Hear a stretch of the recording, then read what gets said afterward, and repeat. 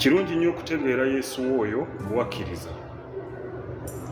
Abantu abamu kituleetera okulimbibwalimbibwa naddala mu bifo ebiyitibwa amakanisa,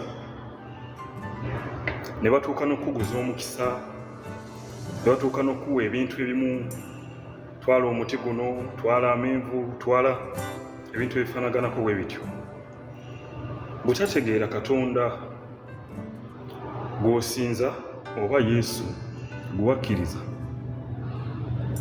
Yesu osobola okuba nga omumanyi naye nga tomutegeera, oba kale Katonda osobola okuba nga omumanyi naye nga tomutegeera.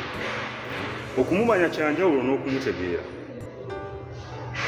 Okumutegeera kwe kutegeera enkola ze, biki by'ayagala, biki by'atayagala, nakiki kyali. Kiringa kubeera na muntu, osobola okubeera nga omumanyi naye ate kyabulabe nnyo kubanga tomutegeera. Abafumbo oba emirimu gye tukolera mu bizinesi n'emikwano, kuba ne mukwano gwo ng'omumanyi naye nga tomutegeera, kyabulabe nnyo. Kirungi nnyo okutegeera omuntu oyo gw'owangala naye oba gw'obeera naye, kijja kukuyambako bingi nnyo nnyini ddala.